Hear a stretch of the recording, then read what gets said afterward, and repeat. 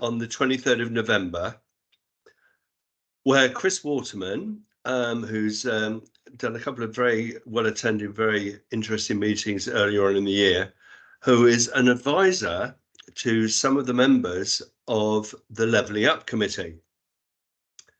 So given the level of, I hesitate to say confusion, but I will say confusion around some of the issues raised by that, we approached Chris to see if he would be willing to have a meeting with us on the 23rd of November, at which we could thrash out a number of questions for him to pass on to those members that he works with the hope that we can get some clarification.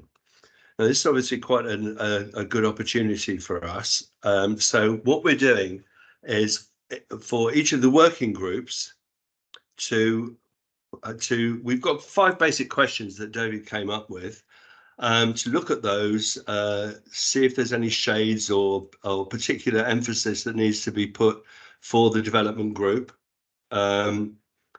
Also, anything else that comes out of that may be more important or less important, but we can include maybe in additional questions that we put forward. So the idea of this meeting isn't really to do a dry run of the 23rd, it's to put your own particular input as the development group on exactly what we should be doing on the 23rd. And then hopefully you'll come along to that, and we can get it all together with all the other groups as well, and numerous other people from outside. Does that cover it, David? Yeah, no, I think that's really good. Oh, Chris, you got your hand up. Chris has a question. Well, no, just a comment really. I don't want to oversell myself, and things have happened since I agreed to do the webinar. We know that Parliament is going to be prorogued. We know that the King's speech will be on the 7th of November. And I spent several joyous hours yesterday listening to the second reading of the Renters' Bill, where Michael Gove was kicking several cans down the road. And so, I mean, Section 21 evictions are going to carry on for the foreseeable future.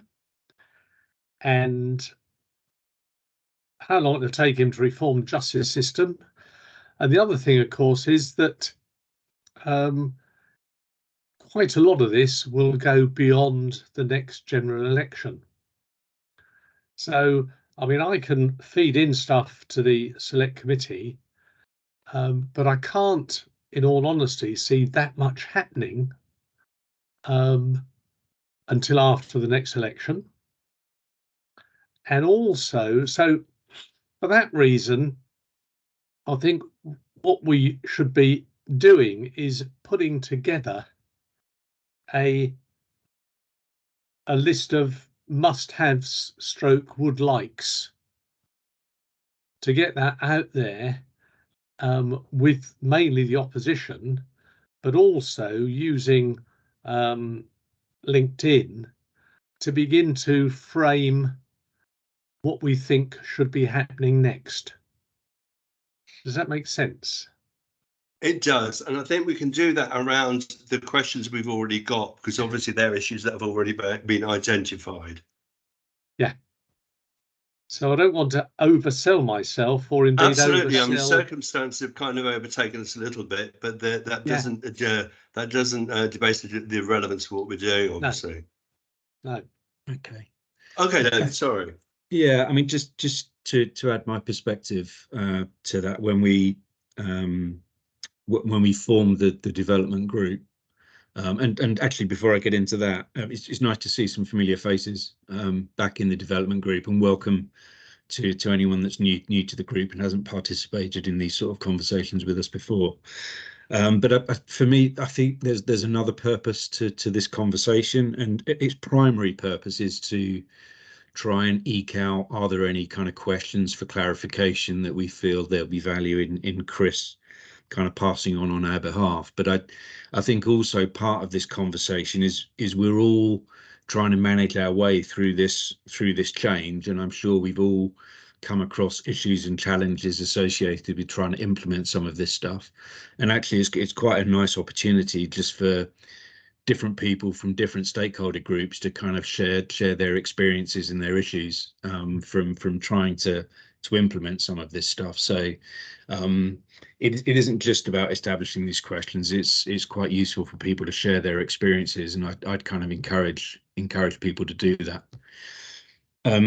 As Richard said, when we first thought about putting this session together, we wanted to kind of frame the topics as best we could. So Richard asked me to consider what some of the key topics might be that this group might want to discuss. We've gone a little bit off-piste from where this group started in trying to talk about BIM and how BIM might be used, although data and data management might come up in our conversations.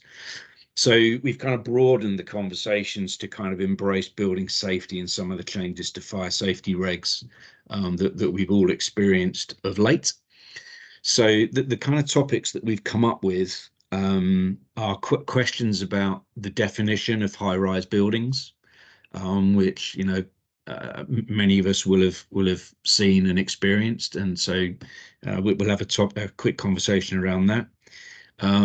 Changes to building control is a significant change that's happening, and again, good to get under the bonnet of that to see if there's any more clarification we need around that. Competency and the need to assess competency requirements. What are our experiences of that, and what are the preparations that we're making for that, and what issues are we likely to come up against? Introduction of second staircases, that was a bit of a personal one, because, and as I'm sure many of you are experiencing, lots of challenges associated with the introduction of second staircases, and again, just an opportunity to talk about that.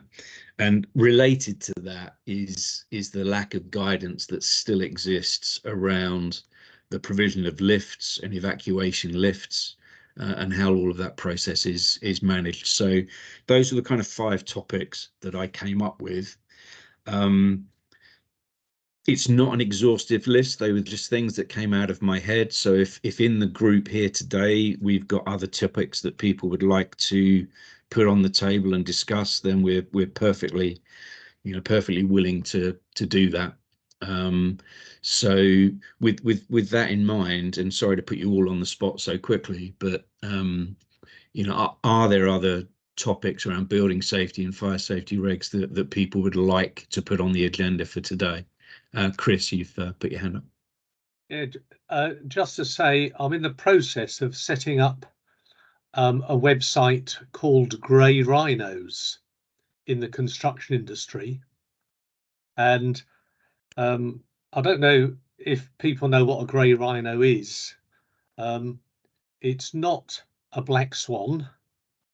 For example, the Titanic sinking was a black swan in the sense it could not have been reasonably foreseen that an iceberg would rip right down the side of the ship and destroy the compartmentation. A grey rhino is something that you can foresee, but you don't know anything about. And I've got somebody coming to see me. I've fractured my elbow. Wow. So although I've got an ambidextrous mouse, it's a bit painful at the moment, but I've got a designer coming to see me this afternoon, and I'm going to grade things, the number of chilies in an Indian restaurant. Well, I'm going to grade things according to the strength of the grey rhino. Cladding was a grey rhino. Mm-hmm. We've known for 20 years, as far as I understand. Some people knew that that was a disaster waiting to happen.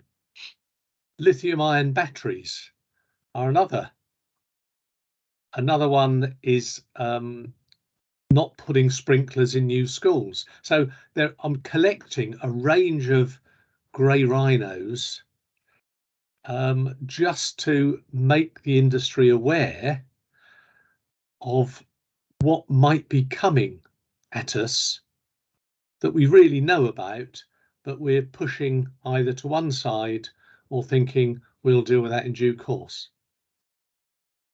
And is that a website that's available now, Chris? No, because I'm polishing it.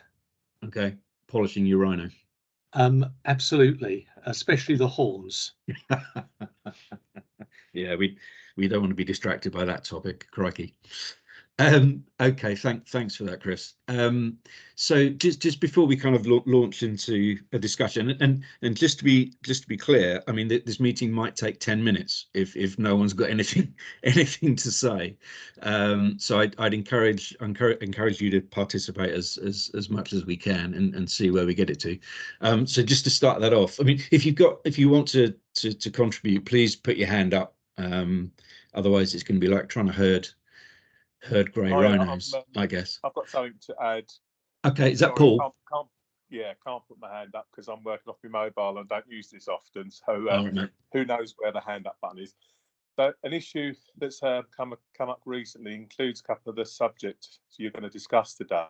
Yeah. But it's about the local planning officer's ability in terms of competence and resource to deal with remediation projects. Okay. I've heard recently that one in particular just doesn't want to play. The risk to them is too high. They don't have what they've called a Class 3 competent surveyor. Okay. So that's a new term to a few of us at my end, and we kind of wondered, what do you do if you're willing to go? You've got your finances in place. You're inevitably going to make the building safer than it currently is, but the local planners are not helping you. They're not willing to process your application. Okay, and is this specifically for remediation type works, Paul? It's not. Yeah, it's not new. It's not new out of the ground. The buildings are already there. They've had loads of assessments. They're being, the risks are being managed and mitigated at the moment. But the remediation is actually underway, and they were quiet. And then when we finally got them to break cover, that was their response, was that they don't feel confident that they've got the competency required. And the point we tried to stress several times to no effect was, but we've got a known quantity that is not as safe as it could be, and we're willing to improve the building to a standard where it is. And the only thing stopping us is you. So yeah. How is that? So my question, really open question, is where do you escalate this to? Is it Secretary of State like it would be for other planning type issues? Is he likely? I mean, you'd like to think he would, but you've just mentioned something about proroguing sort of Parliament. Could that person intervene and make them go out and get their resources? And before I hand over to the person who put their hand up, is it a bit like spreading grit at this time of year? You know, if your council hasn't got enough gritters, is it acceptable for them to just say, sorry, we can't grit the roads because we haven't got the resources? Yeah. Over to you. Chris has got his hand up. Just a quick question from me before we do that. What are you looking for from these guys? Is it planning approval, or is it building regs approval, or is it both? Well, I think that's the angle we're going to have to tackle it from. I think that hasn't been that clear. You'd think it's planning, because they said if any of the sort of works has been materially started, which they would not comment on what it was, because we offered to remove panels, let's say ground floor level on all areas. They wouldn't accept that was materially started. I think the building regulations route is probably likely to be a little bit more successful, but their demeanour was, I don't like this new regulatory regime. I don't want to get caught out, and we'd rather you waited until April and went through the gateway process. Which okay, so this is the local authority trying to delay, absolutely, so that the people that have got to make the decisions around this then subsequently changes, right? Yes. Okay, thank you. Thanks for the clarification, Chris. How do you handle? Purely a process point. If I I notice this is being recorded and transcribed. If when people spoke first, they could give, I know you're all mates and you probably play golf together or go skiing at Verbier, but if people could say where they're from and what sort of bit they're doing, that would help me, and certainly to follow up reading the transcript. And the other thing, and a really good point, one of my ambitions in life is to get a diagram on the face of an Act of Parliament. Now, I'm too old for that to be reasonably achievable, but what is really short in all of the stuff that's coming out of government is decent flow charts, decent diagrams. And so the one, sorry, I've already forgotten the name of the person who's just spoken. It was Paul. But if Paul could just put down a simple process for, this is what we're trying to do, this is what we think we should do, this is the barrier, then we could build that into a whole series of questions going forward. I'll just respond quickly so you guys can crack on with the main topics. So I'm from a social housing provider. That's all I'm prepared to share. I mean, that's fine. That's fine. Obvious from my email address. And it's so raw, it's so fresh. It literally happened in the last 24 hours. Yeah. That I haven't got a clue where we're going next. So this meeting is perfect timing if people have got any insights. But I will. It's going to inevitably be a more stressful meeting later today, where we will come up with a plan B, C, and D probably. Okay. Thanks, Paul. Thanks. Just so you know, I'm from a social housing provider as well, so we're all in good company. It's fine. I mean, just in response to Paul's question, is there anyone else on the call that's kind of had experience of this similar scenario, or got any thoughts as to how Paul might be able to move this forwards? Sorry, it's Mark Pratton here from Mary Miller. Paul, do you have a planning consultant on board? Look, without going into the detail, we think we've got everything on board. This is literally that the local authority stopped talking to us. We applied in June. They responded. They came back with some questions which we answered, and then it's gone absolutely quiet. And now we know why, because when they did finally come to the meeting after a bit of political pressure was applied, that was the outcome of it, that they just don't want to touch this with a barge pole. I think the individual people who turned up at the meeting probably are capable individuals, but it felt like the answer came from the top. Not enough support. You'd recognise that. New regulations, not really sure, haven't got competencies when competency is put right at the top of the list of requirements. So it's in a way it's understandable, but incredibly frustrating. Yeah, understand. Okay. Well, thanks for contributing that, Paul. As oh, sorry, Steve, you got something to contribute? Just clarifying, Paul, is it an in-scope building? Is it over 18 metres, 7 floors? Yeah, includes the whole project includes 6 of those buildings. Yeah. Okay. There is some stuff on transitional. I'll message you privately. Appreciate you. Thank you. All right, cheers.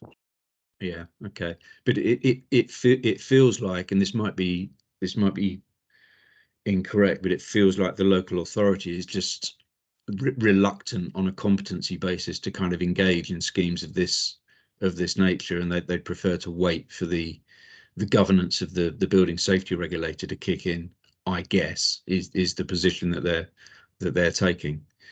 I'm wondering if there is a question in this that we could assemble and take back via Chris. I mean, through the transition arrangements, I guess all of this in the fullness of time is going to kind of sort itself out. But in the meantime, I guess what we want to understand is what is the role that local authority planners and building regs people are going to play, in helping to keep moving forward projects that are in the position that Paul finds himself in, so that we can keep things moving. That's just stimulated another question from me: is what is the actual risk to an organisation if we just continued the work? Yeah, that's an interesting. That is an interesting one. Presumably they can prohibit, but they'd have to have grounds for prohibiting, and we would be saying, in working with the local fire and rescue service, we're making a worse situation better, and you're stopping us from doing that. So again, it's stuff I wouldn't have a clue where to start with. But would it be a prohibition notice if we just said, we've heard what you said, we don't agree, we're going to continue? Crikey, does everyone have any thoughts on that? I mean, I guess if it's a, and this is me thinking and talking out loud at the same time. If it's a building regulations issue, then under the current regime, so if in the transition arrangements this isn't an in-scope project, so under the current regime, I guess you're able to proceed with the work and you'll get building regs approval once you're completed. I guess what's happening is the planners are challenging whether you've commenced or not, and then under the new legal requirement, you actually can't start work until you've got building control approval. So I guess that's the conundrum that you're in. I mean, it's worse than that, actually. It's almost comical or farcical. So let's just assume, for argument's sake, that of the 6 HRBs, they're identical and the remediation is identical, and let's say 3 of them have been materially started.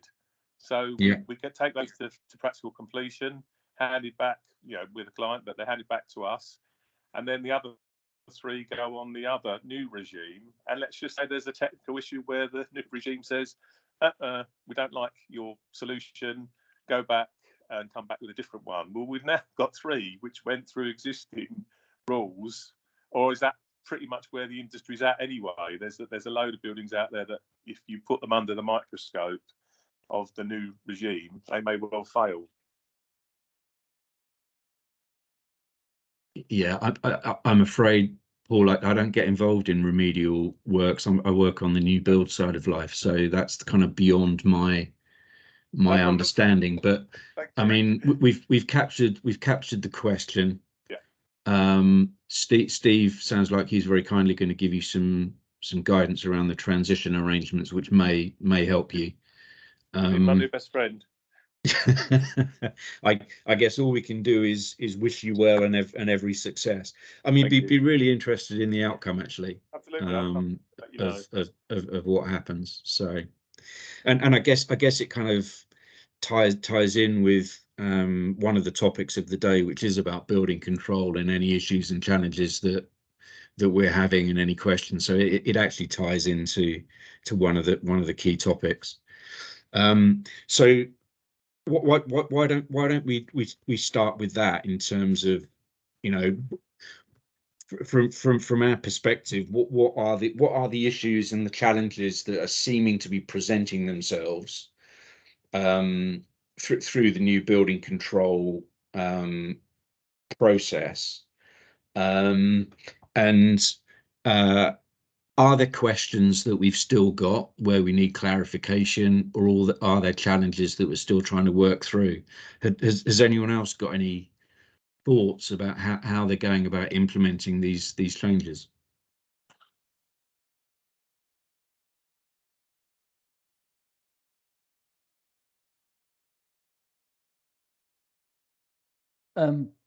Sorry, Mark Pratton here from Mary Miller.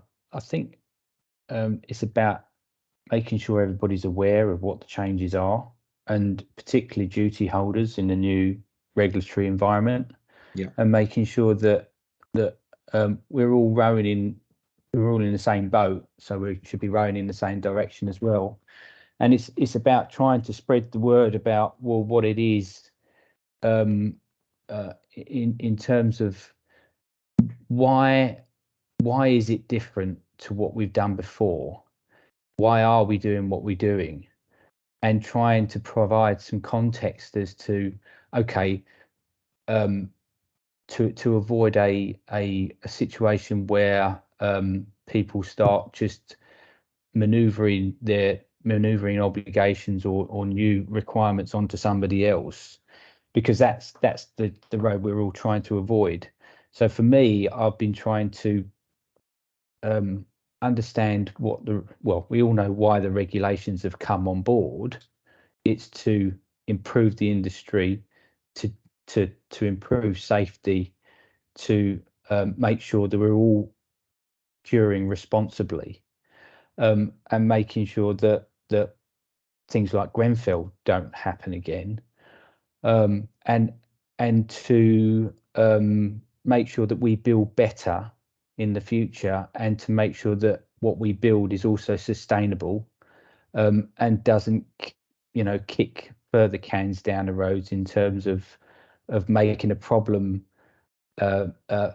being manifesting itself later on for the future generations. So I think it's about education. It's about making sure that we all sort of realise what the changes are, and not just regress back into what we do normally. We make a positive step change to what we do. Yeah, I mean, I think in terms of, and come to you in a minute, Chris. But for me, all of the changes that are happening around building control at their core have got two purposes. One is about more control through the process and through the procedure, so there's better governance of the building control process, and then it's about competence. It's about ensuring that the people that are giving guidance, giving advice, signing off buildings have got the appropriate competence to do it. So there's lots and lots of detail, but for me, when you kind of break it down, it's really just those two things that are trying to be achieved. Chris, you wanted to say something? Yeah, I've been trying to work out, I mean, who does the building control? What are the names of not the names, the titles or title of the person who does building control?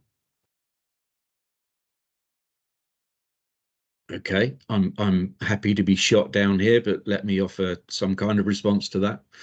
I mean, in the brave new world, it's all going to be regulated by the building safety regulator. So anyone that is delivering building control services, it will be regulated by that organization. Yeah. But in terms of the actual people that are doing it, other than the fact that they've got to evidence their competence to do it, particularly for high risk buildings, I don't think the people that are actually doing it are going to be any different. So who are they? Good question. Does that local authority people? Well, a combination of both. So yes, you will have some local authority people who are continuing, once they've evidenced their competence to be able to do it, and you will still have private owned organizations who are delivering that service, again having evidenced their competence.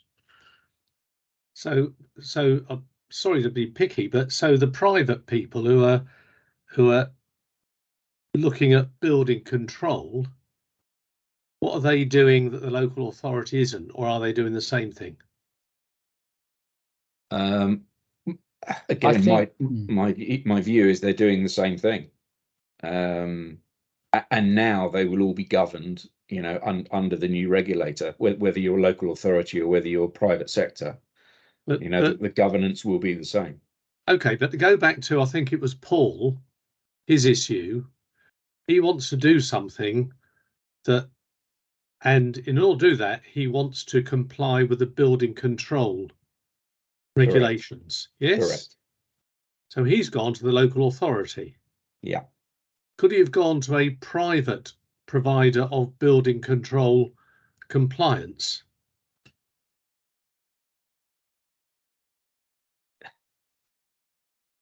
I think the answer is yes. So long as it is building control approval that he is seeking, it's not planning approval. Right. Okay. But who is he seeking approval from, and who does he need to demonstrate compliance to? So I think the issue that Paul is, we've got lots of hands coming up now. This is good. And Claire, thank you for your comments in the chat, by the way. Actually, no, let me step back. Claire, you've put your hand up. You give it a go. Okay. As I'm understanding the conversation, I think we're getting confused between planning and building control. We are. I think the route for building control is fairly straightforward, and that's through the new regulators using approved inspectors in the way that it has been done for a long time. The issue that Paul has raised is with planning. So you have to get planning approval for changing your cladding or whatever works you're doing.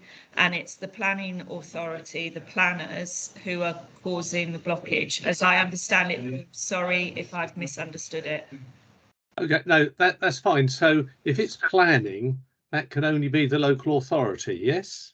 Yes, you can only Right. get your planning approval Right. through the local authority. And that's what I'm trying to separate all these various bits, because there is confusion, and you know, I'm as confused as the next person. So there's getting planning permission, and then is complying with building control regulations a separate issue that can be Yes. either the local Yeah. authority or a private provider? Yes, but ultimately it's the building safety regulator. Yeah. If it's an H high risk building. If it's a high risk building, Yeah. and it's in scope, if it fails the transition rearrangements, Yeah. that's and I think that's the thing that Paul is struggling with, because the local authority is saying they don't believe they have commenced work and therefore can avoid the new regulatory requirements. That's my understanding of where Paul's at. Right. Yeah. So is this a planning issue and not a building control issue? Well, that's the question that I asked Paul, as to whether he's seeking planning approval or whether he's seeking building regulations approval. I think Claire's just clarified that, and so in that case, we are changing a cladding product on some of those buildings which are So it's HRBs. planning. Yeah. Okay. Right. And so there are two parallel diagrams. If you're doing what Paul's doing, it's a planning issue, and then complying with building control regulations is a separate issue and a separate process.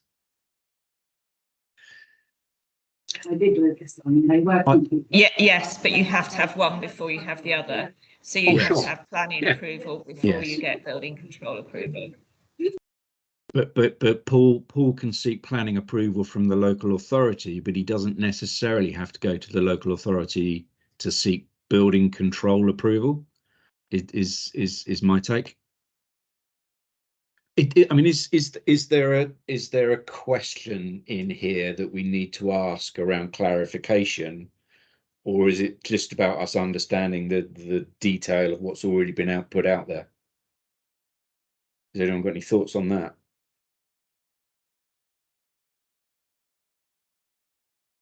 Steve? Yeah, hi. Yeah, there seems to be some ambiguity for sure, because there's bits of information out there that suggest everything is going to come under the new regime, even depending on what the works are. Works to exist in HRBs, but depending on what the works are. And frankly, what's being suggested by certain blogs and information I've gathered is just future-proof anything you're doing. You wouldn't want to have to redo it or undo it or redo it or something. So Yeah, sure. It's really, I believe that the registration of new HSE approved inspectors will be through schemes by people such as CABE, and my suggestion would be use a CABE approved, someone who's actually going to be doing new build planning approvals. If you use someone who's doing that, you've gone belt and braces really, for any approvals, building control approvals for existing HRBs. Yeah, so basically what you're safeguarding is their competence to do the job, in the sense that they have either gone through that training or they are planning to go through that training. So that would seem to make sense. Yeah, it's about, as far as reasonably possible or practicable, isn't it? Yeah. We've got something going on just now where we had a historic approval. The scheme's slightly changed and we're in a bit of a no man's land. So we're re-evaluating what approvals we need from whom, and looking at that quite carefully because of this sort of scenario. Yeah. Steve, can I ask you from where you originate, what your role is? Reading Council, local authority. Okay. No, nice to meet you. So okay, thanks for all of that, and we're capturing all of this, and post meeting we'll try and shape it into some questions and such like. I'm interested in any of you that are involved in non-high risk buildings, because obviously the new building control requirements don't just apply to high risk buildings, they apply to all buildings.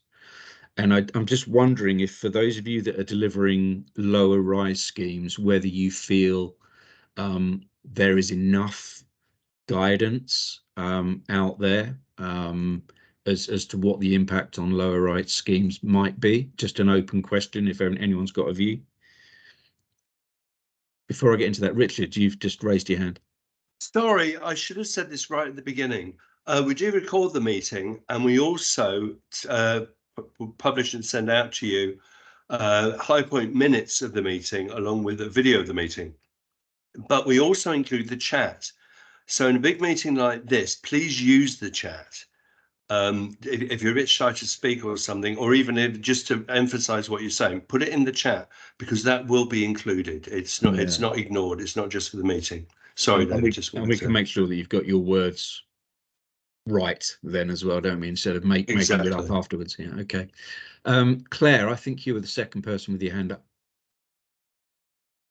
Hi, just a quick point, and it's probably too late to do anything about it now, but I do think the title of principal designer being used under the Building Safety Act for all buildings, not just high-rise buildings, and already having a role called principal designer under CDM regulations, and the two roles being different and under different law and for different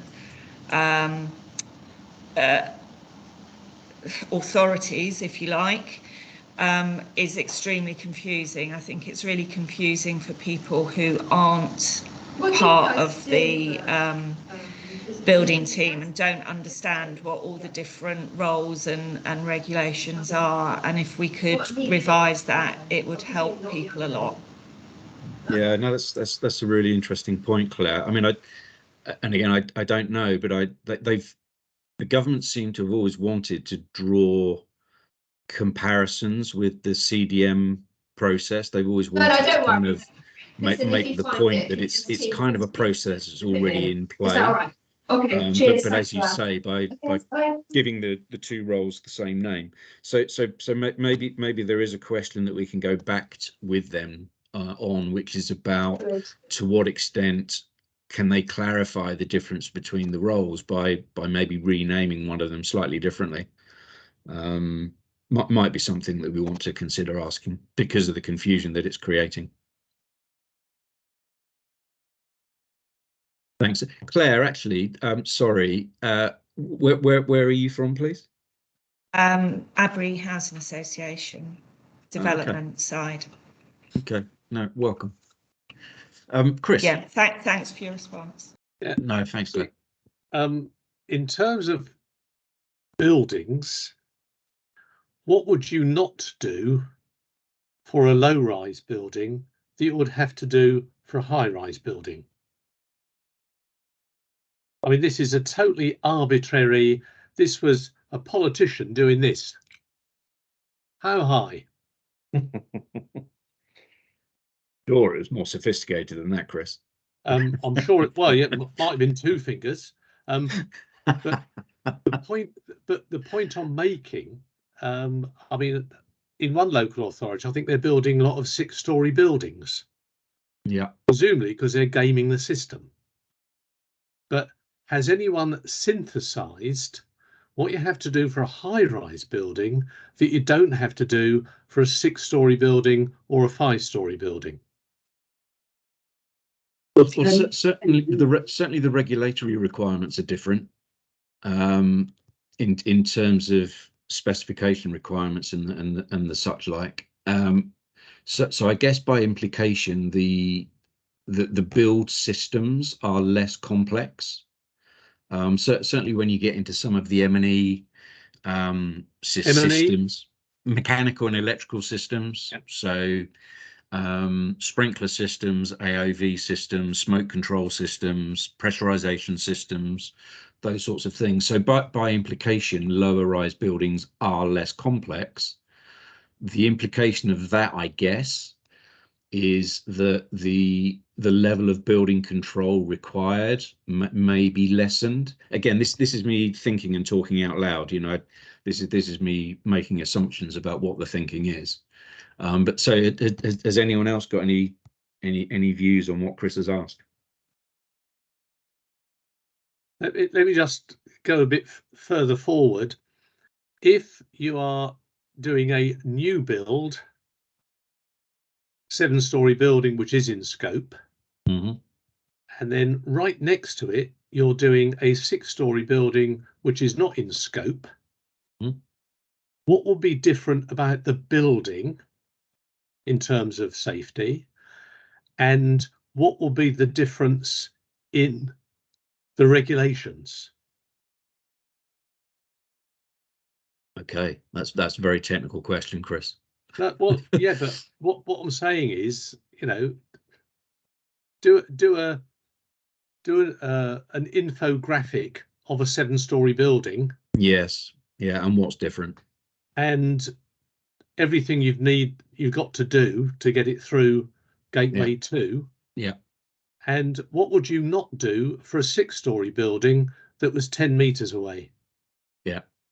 I mean, sorry, Mark, I'll come to you in a sec. I mean, the immediate and obvious issue is one that we've tabled, which is around the provision of second staircases.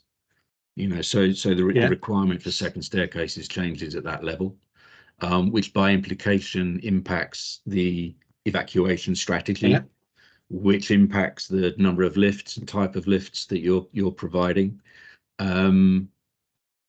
I'm not, so sprinklers would not necessarily be an issue unless you get particularly low rise, so below 11 meters.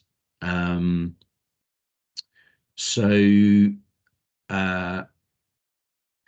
would you want to do some of the things you don't have to do for a 6-story building? You possibly might. Yes, you possibly might. I mean, certainly for organisations that are trying to set the highest possible standards for fire safety, you know, yeah, there are some organisations that are going beyond regulations already. Yeah. But if we could tease out those essential differences, that might not be a bad place to start. Yeah. Okay. No, thanks, Chris. Well, yeah, I'm sorry, but with the start is we've got 5 questions that we're discussing, isn't it? I think we've gone a bit off track, haven't we? I was answering question 1. Yeah, I mean, high-rise buildings. The subject matter is all encompassed in the questions, Richard. So yeah, you're right. We're not answering the specific questions, but the topics are relevant. Okay. So I'm comfortable with that. Enzo. Hi there. So I should probably clarify my answer by saying this is probably a why people are necessarily building them rather than a So I work for Guinness Partnership, so it's not a kind of a Guinness response. Just to disclaim that when you kind of hear my point. But I think part of the reason why they're doing it might not necessarily be anything to do with what you do necessarily for the construction purpose of the building or the documents you'd have, but actually because of the building safety certificate sign off, what you're going to end up with is changes to leasehold agreements and responsibility to clients, and so therefore building them at 6 meters negates quite a lot of that legal responsibility. So I think from a building safety point of view, the building may be constructed exactly the same way, same materials, etc. You'd have the same documentation, but people are doing it for a different reason. Yeah, no, I think that's a fair comment, Enzo, and certainly in our organisation, we've reduced heights of buildings that we're planning for exactly that purpose, and it's not looking to game the system per se, but as you say, the longer term liabilities and responsibilities do reduce. You don't negate them completely, obviously, because safety even in low-rise buildings is essential. But it does change the liability somewhat. No, so thanks for contributing that. So again, I'll come back to the original question. Purely from a building control point of view, people that are in the process of developing low-rise schemes, do you feel you have already in play enough guidance around what is required from building control moving forwards, or is there more clarification that's required? And if the answer is no, then that's fine, but it's just good to know if anyone's got any thoughts.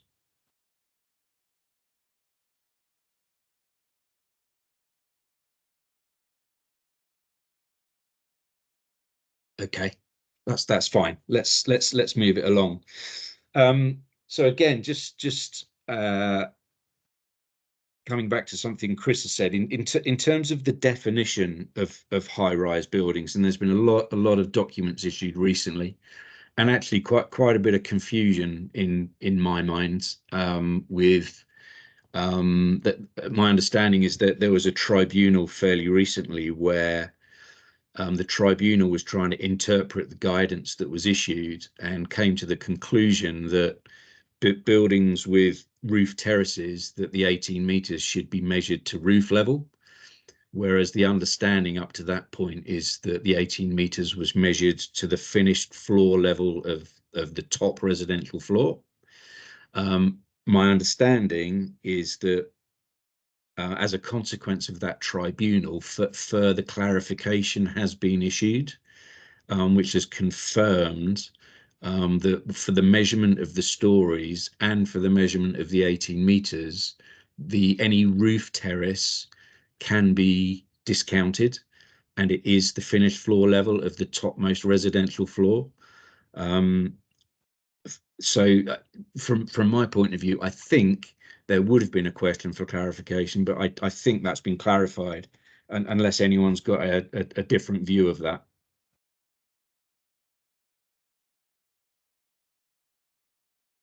Okay, that's all good.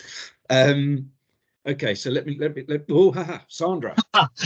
Sorry, just a real quick one Yeah. in relation to that. One of the things that we had come up as a query that we were having some debate about with the fire service in relation to height of buildings was the undercroft car parks. So when you didn't have the entrance, say you had two buildings next to each other and the entrance was on one building, but the car park serviced both of them.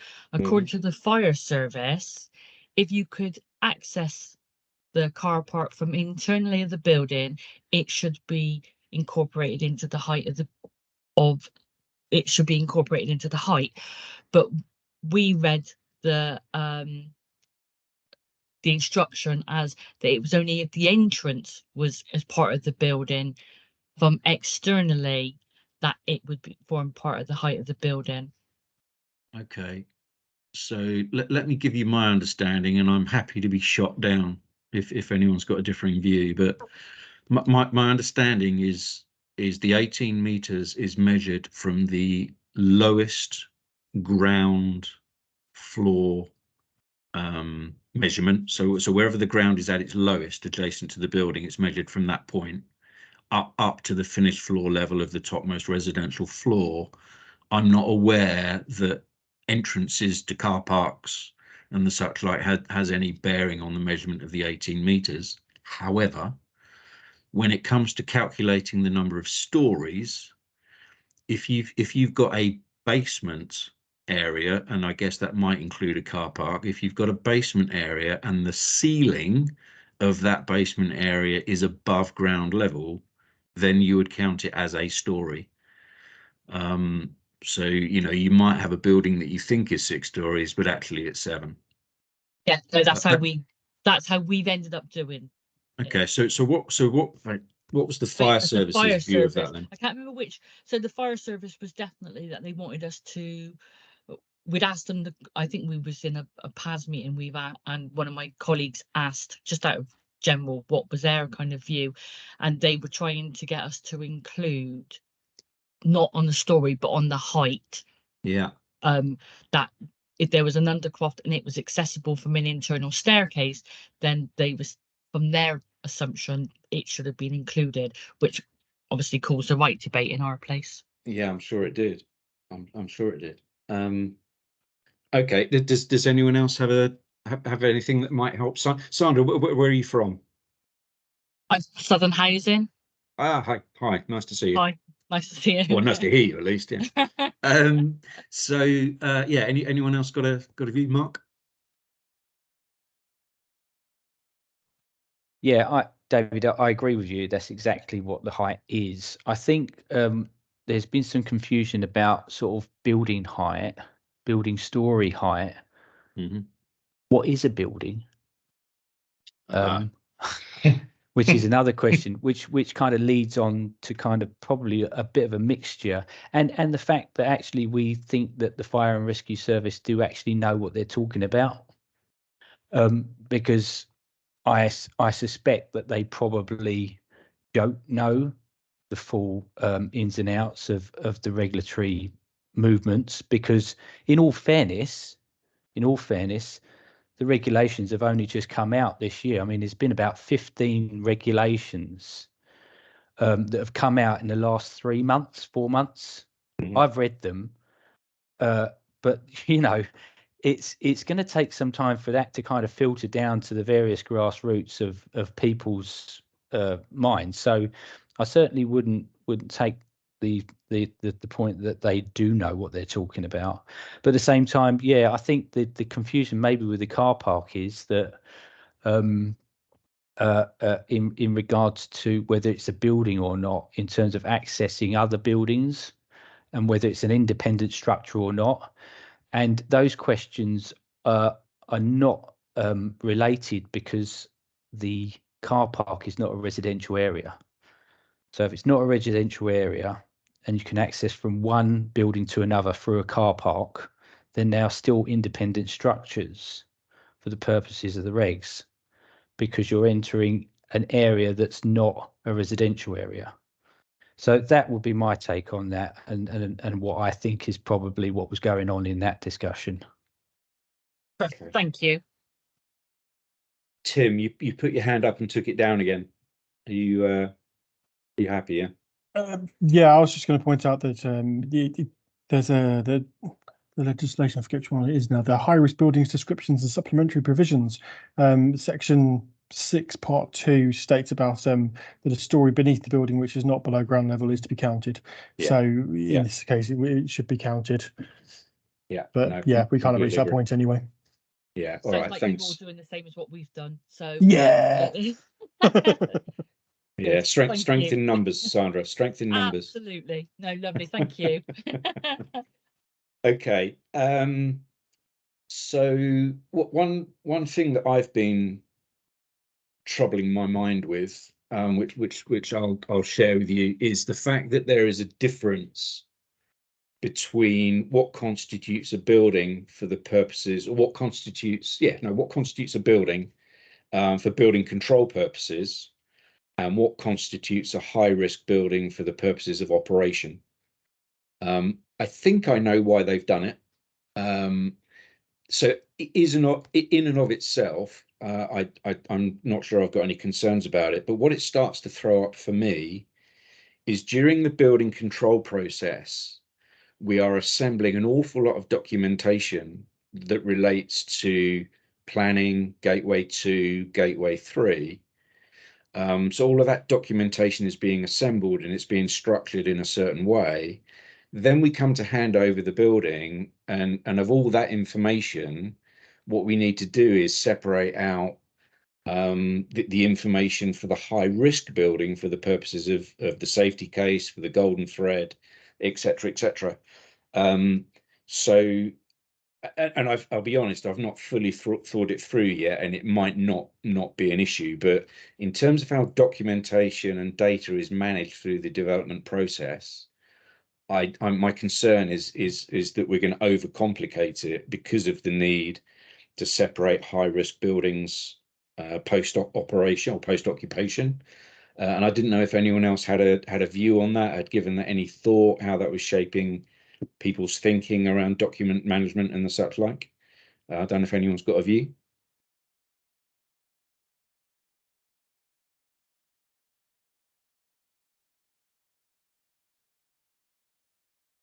Okay, so I'm sounds like I'm barking up the wrong tree then. No one else has got any issues. That's all good. Okay, I'm quite conscious of time. We've got kind of half an hour left, and there's a couple of other topics that wanted to get into. We've talked a little bit about competency, and the competency requirements that have been set out. I'm just curious as to whether people feel there's more guidance that we need in this area. We know that there have been some PAS documents that have been produced that give quite a lot of detailed requirements around competency. I'm particularly interested in how we might go about measuring behaviour, where behaviour of consultants and contractors is a key ingredient. But I wonder if any of you have given this any thought as to what the issues around this might be, and to say whether there's any more clarification that might be needed.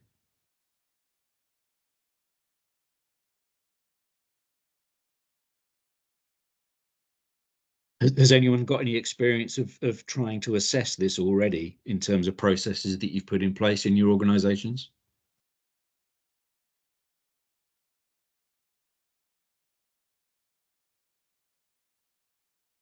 I mean, certainly from our point of view, we've established some framework arrangements over the last 12 months, both for consultants and for contractors. And we've asked some very specific questions as part of the framework process that try and assess the competence of the organisations and try and understand, you know, what legal notices they've been issued in the previous 5 years and all that sort of thing.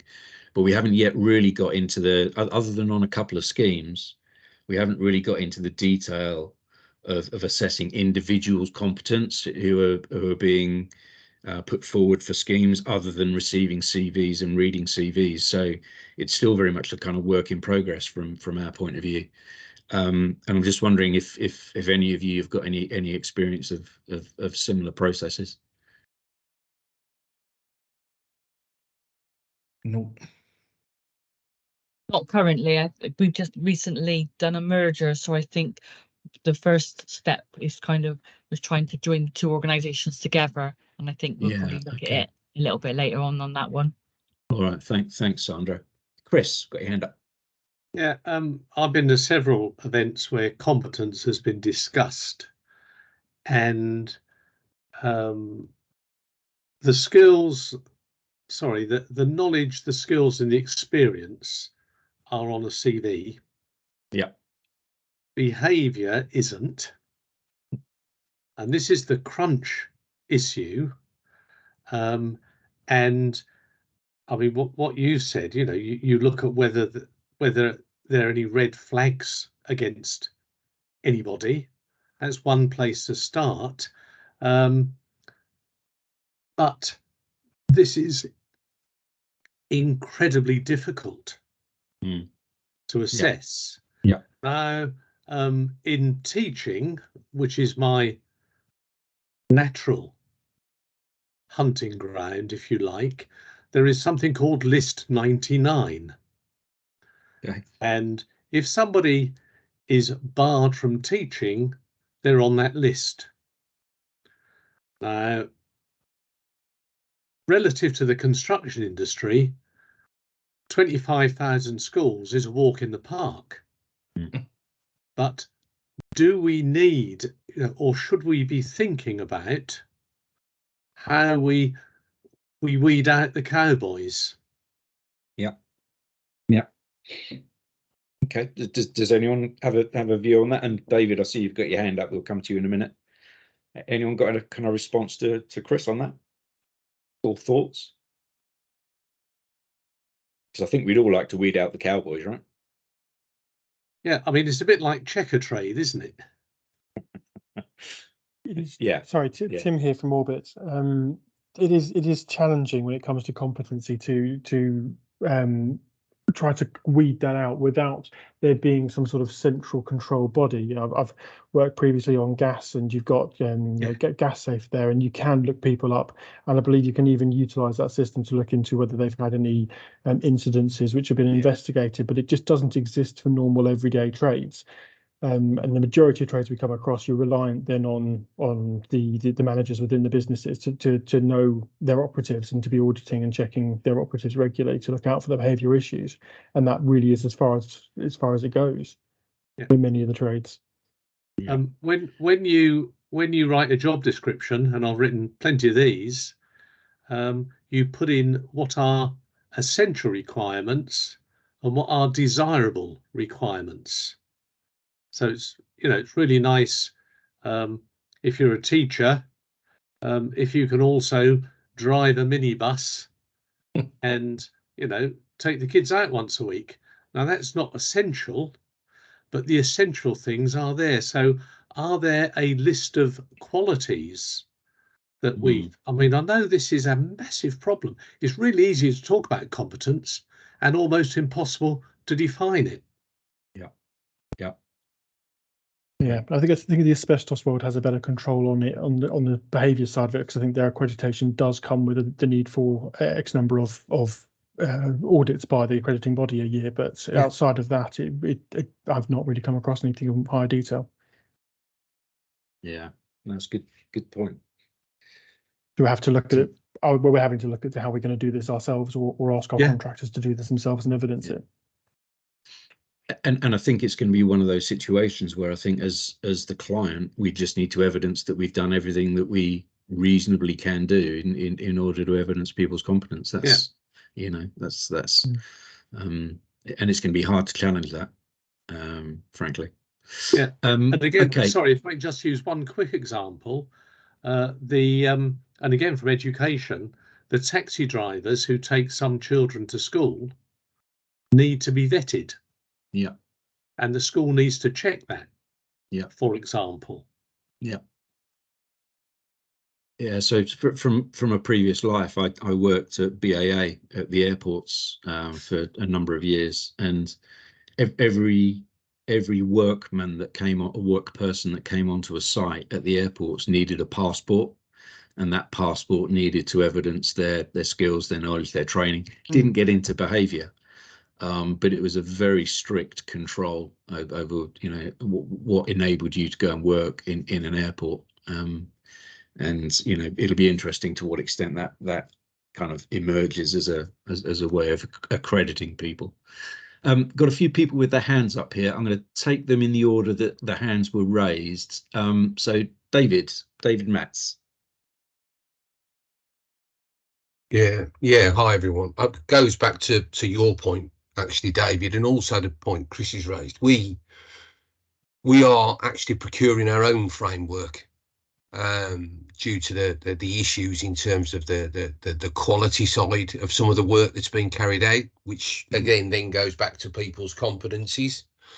Yeah. Part of that procurement exercise is looking at how the contractors who are successful on there can evidence, first of all, their training regimes, their Q&A regimes, but also in one sense, we're trying to get them to work to what our values are.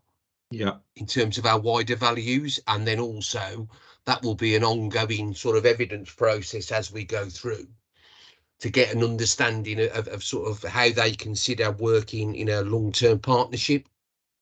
Yeah. I think we've been, as an industry, we've been quite laxed about what we've let go, and the way we've policed it has been fairly poor.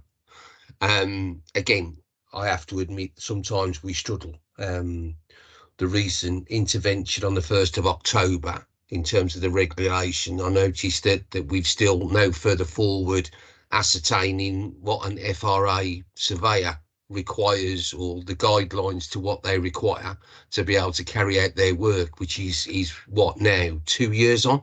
Yeah. So I do agree with one of the other speakers that I think that there needs to be some sort of overriding organisation or subsection of the organisation that looks at the sort of the quality and the consistency and the training.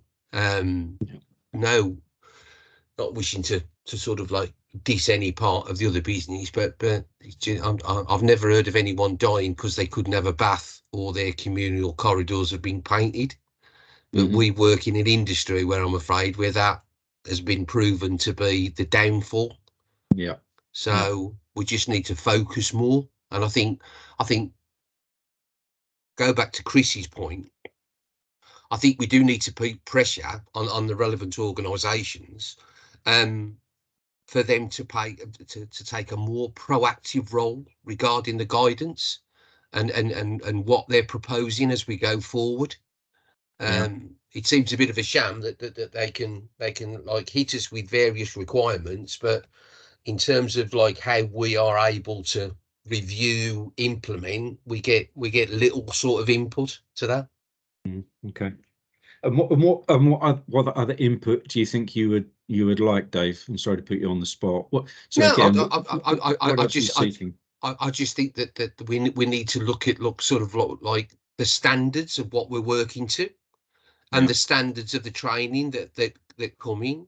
We can be very specific about a fire door, and about the manufacturer's requirement, the installer's requirement, etc., etc., etc.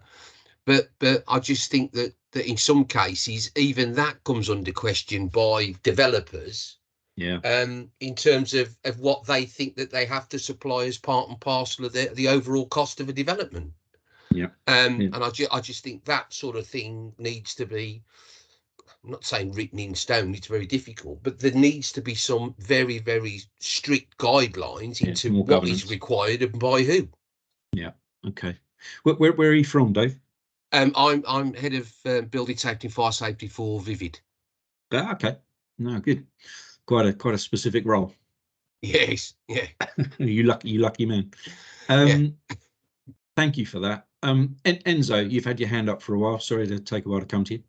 No, I think it follows what Dave, right on to what Dave said at the last point there, onto Chris's question about kind of accountability. And I think while the government are, I was going to say risk averse, that's probably the wrong word, accountability averse by not giving strict guidance, what it means is people there isn't a set kind of determination of what they need to produce and when they need to produce it. You know, we're having these discussions around all these topics today purely because there are still questions. So to hold somebody to account when there is no direct accountability, I think that's where a lot of this comes in. So there's a lot of consultants appearing to offer lots of these services that actually, you know, if you turn around to somebody and say, well, what actually do I need to produce? What do I need to give and when? List me the, you know, all the exact documents. People will come up with different types of documents. People will come up with a different accountability. And while that's happening, being able to say, you know, who the cowboys are in this, I think is a very difficult thing to pin down, because the guidance doesn't give a determination. It leaves it open to interpretation because they don't want to take on the risk themselves. Yeah. Okay. So something had popped into my head then, and now it's popped straight out again. I hate it when that happens. I've just been reflecting on the whole behaviours thing, and it's behaviours is quite a difficult thing to kind of evidence up front.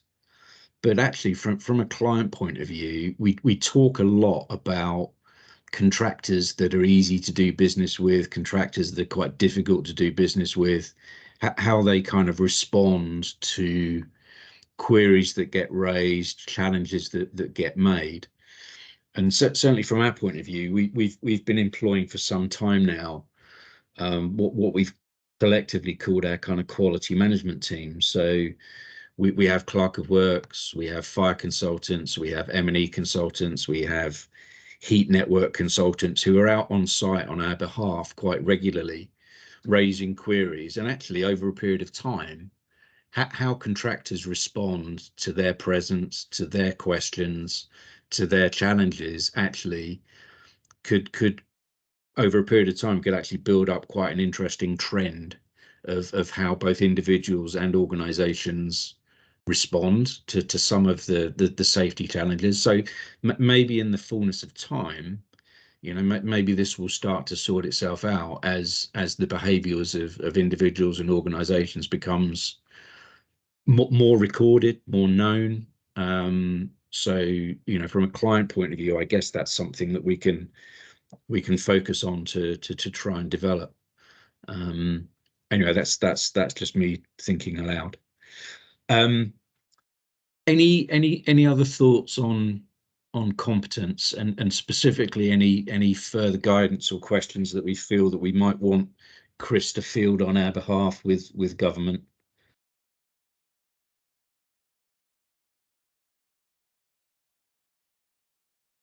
I mean, what I would say is, this is hopefully an interesting conversation. It is a good conversation. It's quite difficult to be specific in these sessions.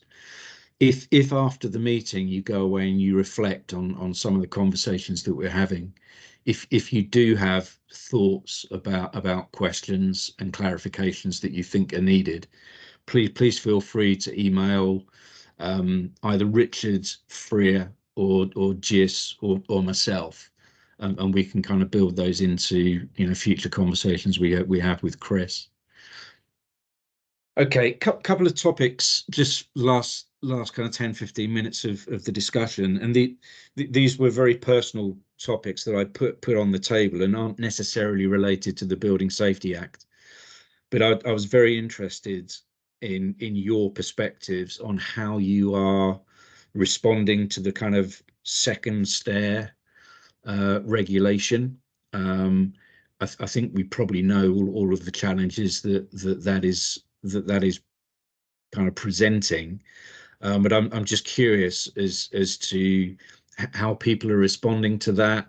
What are the sort of solutions that you're coming up with that you'd be happy to share? I don't know if anyone's got any thoughts on that particularly.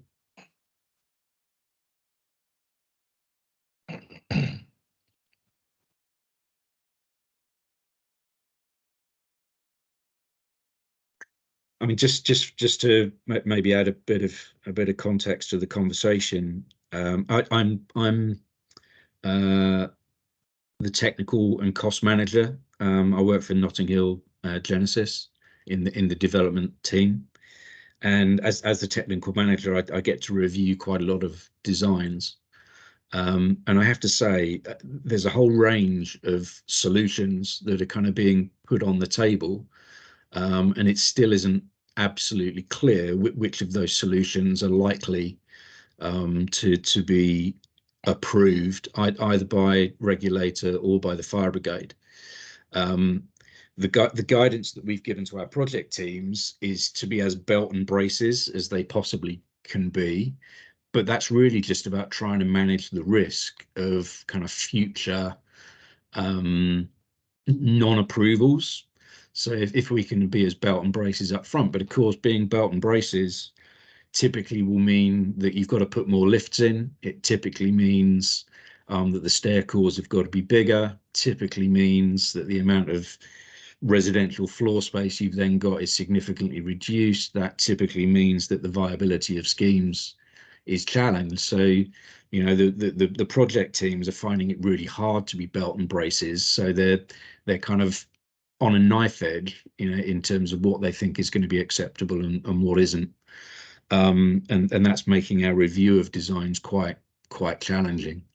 Of course, the other issue around this for us is the more lifts you add, the more service charge there is, you know, and the less affordable blocks then become for residents. So you're kind of damned if you do. You're trying to do the right thing for residents and make the buildings as safe as you possibly can, but that comes at not only a capital cost, but an ongoing operational cost as well that typically gets passed on. So yeah, just maybe just to give the conversation a bit more context, I just wonder what other people's experiences are. See, something's just gone in the chat. On that point, David, but doesn't that go back to the early part of the conversation where we were talking again about the point Chris had raised about what's the difference between a 6-story and 7-story? Yep, absolutely. Absolutely. Yeah, even to the point of now is that it would appear, especially with some of the design and build style contracts, that they're initially, for want of a better word, throwing the kitchen sink at it at the start without any real thought. And I think that's another thing that we need to consider about the relationship with the developer in terms of looking at it from our point of view, from the points that you mentioned earlier about, you know, cost-effective development, sustainability, affordability, to try and find that happy median, if there ever is one in our game, to be perfectly honest, that's going to benefit all. No, I agree.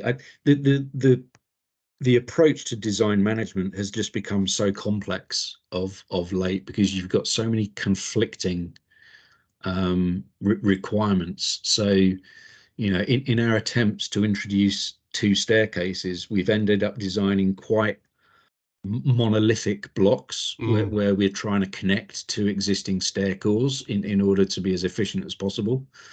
You then end up with a design solution that has a huge number of single aspect units in it, where actually local planners are looking for dual aspect units. So there's just a whole load of complexity that is now, you know, having to be managed and considered, and the risk is that you end up compromising on both in order to kind of find that middle ground. The one thing I would say is, as part of us kind of losing residential space, we've got a number of schemes that we're taking back to planners with a view to enlarging buildings, you know, in order to try and recover some of that sales space. And our experience of the planners generally is they're at least receptive to that conversation. It's early days yet, but there seems to be fairly open dialogue and an understanding as to why, you know, some of these buildings either need to be made a bit taller or made a bit wider in order to accommodate. And again, I don't know what other people's experiences of that is, if there's anything that can be shared.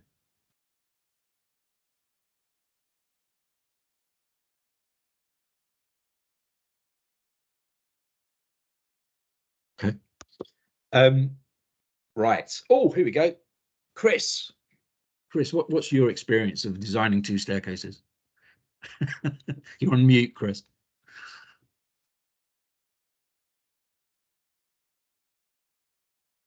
I think there are still quite a few people that aren't keen on 2 staircases on the basis they'd rather have one good one than 2 grotty ones. But again, in terms of what you've said, and I don't know if this can be shared, but if you, again, when I was responsible for schools, I used to have a little diagram for faith schools where they'd say the roof's falling in, and I'd say, oh, look, that's coloured red. That's your responsibility, which thrilled me to bits. But but in terms of clarifying this, I would assume there are different plans for buildings. So you've got, you know, a 7-story building with everything in. Yeah. You've got a 7-story building with most of it in. I mean, you know, what I'm always looking for is some sort of visualization of, you know, what would happen. This is a 7-story building you used to build. This is a 7-story building you've now got to build. This is why it needs to be 9 stories. Yeah, You know, some sort of, and the other thing, and I've spent 25 years talking to politicians, to little effect, I have to say, but what they want is case studies and diagrams and nothing more than 2 sides of A4. Yeah, keep it simple. Well, no, keep it clear. There's okay. a huge difference between clarity and simplicity. Yeah, true. Yeah, true. Anyway, yeah. That's why you talk to politicians and I don't, Chris. So it's because I'm sad. Pete, you had your hand up. I did, David. Hi, Hi. Pete from L&Q. Hello, folks. I really just wanted to respond to that sort of pregnant silence there, David, when you were saying what was everyone else's views.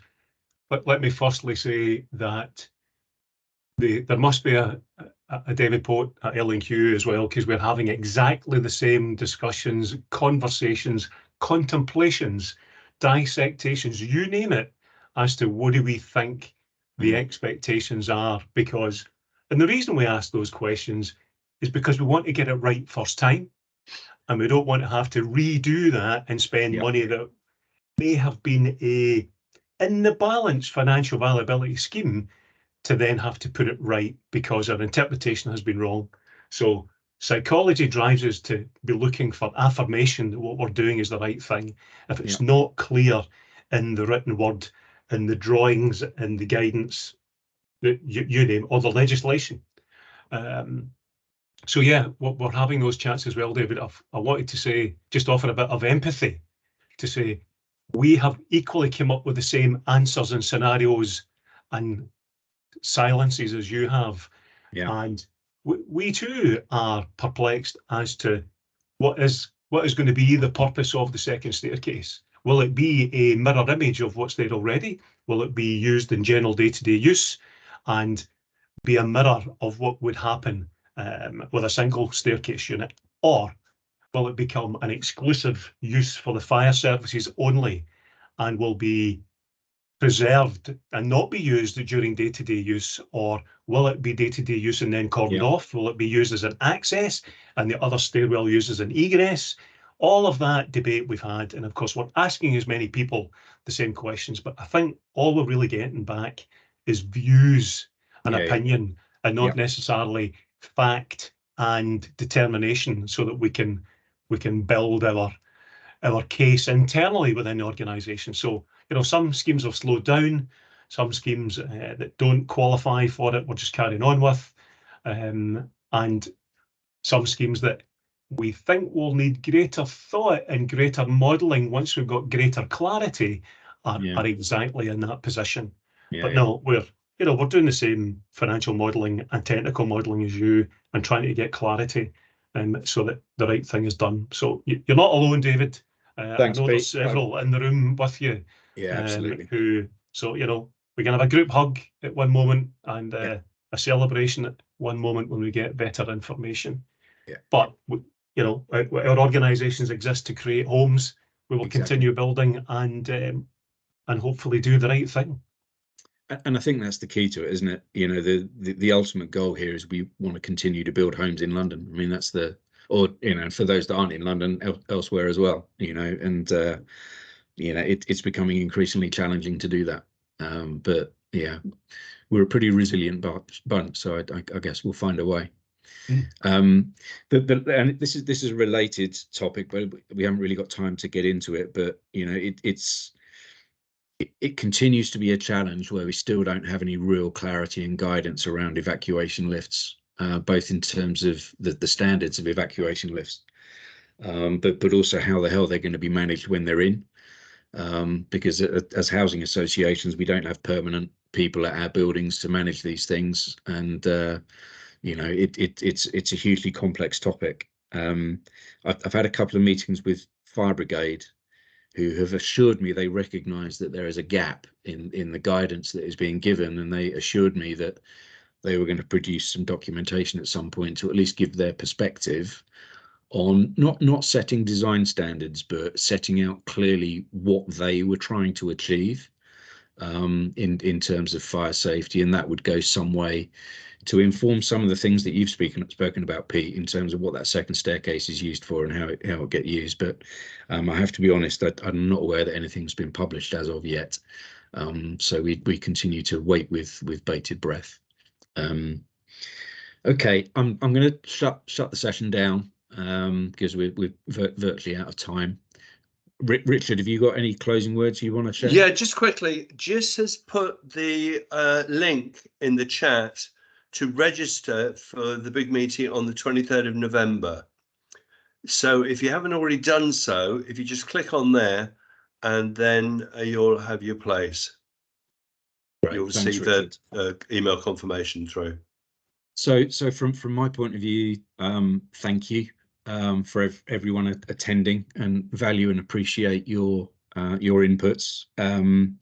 That there were a few pregnant silences that hopefully in the fullness of time the conversations will be filled with interesting information as we will try and kind of work our way through this sort of stuff. But no, thank you for attending. Value your time. We so Richard, Giz, myself, Paul White, who was on the call, possibly with Chris, we'll try and pull this together into a series of questions that we think we may be able to present, and we will let you know what we come up with. But yeah, no, if you can make the 23rd, then that would be great as well. So thank you. Take care of yourselves, and yeah, hopefully see you again. Take care, everyone. Cheers, guys.